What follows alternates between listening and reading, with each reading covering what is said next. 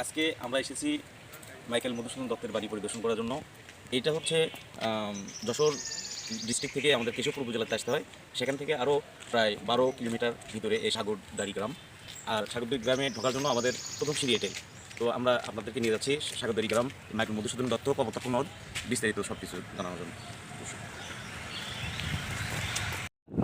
এখন মাইকেল মধুসূদন দাঁড়িয়ে আছি মাইকেল মধুসূদন দত্তের সেই বিখ্যাত কপোতাক্ষ নদ। আমরা সারা জীবন বইয়ে পড়েছি কপোতাক্ষ নদ সম্পর্কে। আজকে আমরা মানে সরেজমিনে দেখব সেই কপোতাক্ষ নদ। আজকের এই আমার পথসঙ্গী আছে ফরিদুল ইসলাম। সে আমার সোনালী ব্যাংকেই সে জব করে। তিনি ক্যামেরাম্যান হিসেবে দায়িত্বে আছে।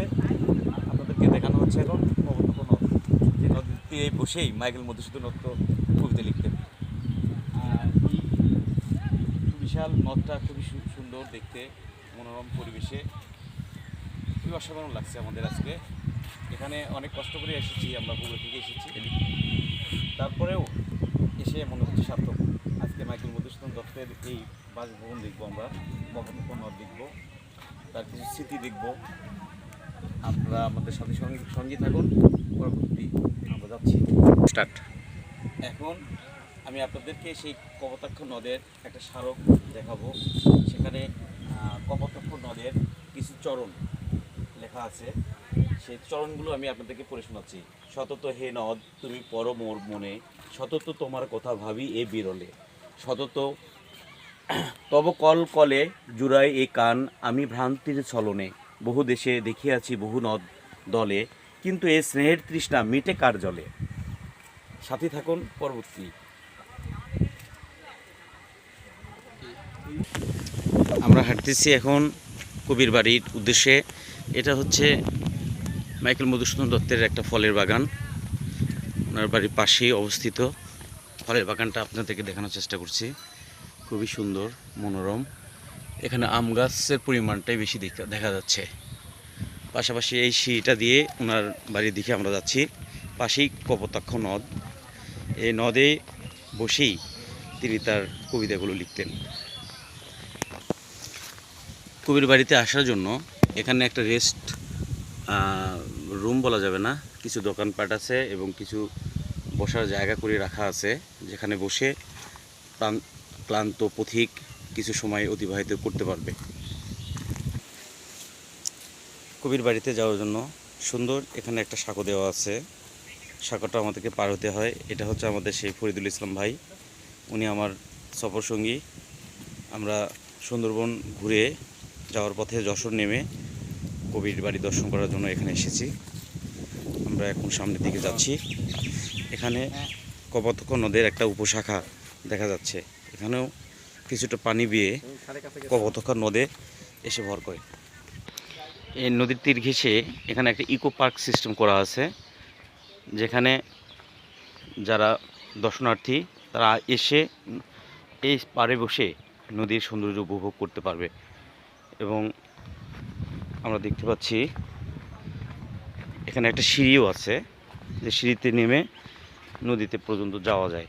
তবে নদীর পানিটা এখন কম থাকায় সিঁড়ি থেকে অনেকটা নিচে, তো পানি যখন বেশি আসবে তখন সিঁড়ি থেকে নেমে গোসল করা যাবে।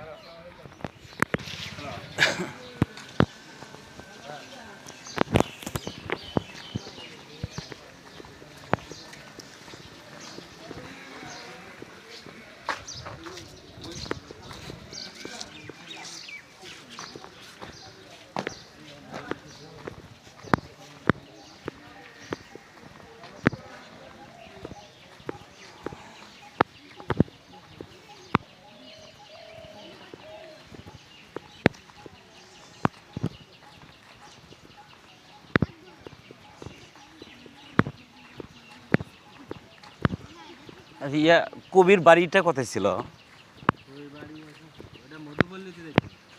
মধুপল্লী। আর এটা হচ্ছে পার্ক না? আচ্ছা,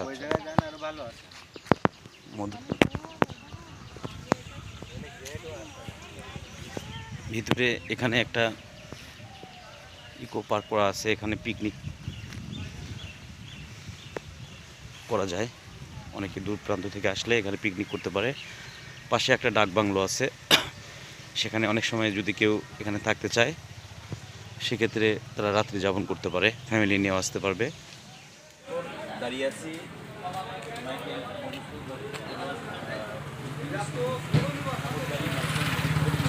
দাঁড়িয়ে আছি, এটা খুবই ধরনের করা হয়েছে। আমরা এরপরে আমরা দেখতে পাচ্ছি এখানে আমাদের সোনালী ব্যাংক পিএলসি আছে, এখানে আমরা সেটা আপনাদেরকে দেখাবো।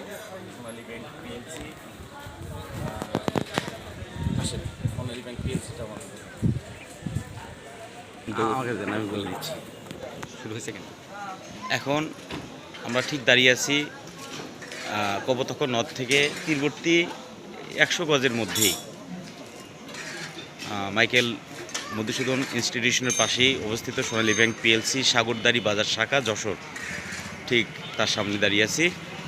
আর একটু এগুলি আমরা মাইকেল মধুসূদন দত্তের বাড়ি দেখতে পাবো। তো আমরা যাচ্ছি, সাথে থাকুন। আমরা ঠিক এসে দাঁড়িয়েছি এখন ঠিক মাইকেল মধুসূদন দত্তের বাড়ির সামনে। এখানে দেখা যাচ্ছে মাইকেল মধুসূদন দত্ত বাড়ি ও জাদুঘর সাংস্কৃতিক বিষয়ক মন্ত্রণালয় থেকে এটা করা হয়েছে। এই পাশে আসলে ভালো হয় না, লোকজন চলাফেরা করতেছে।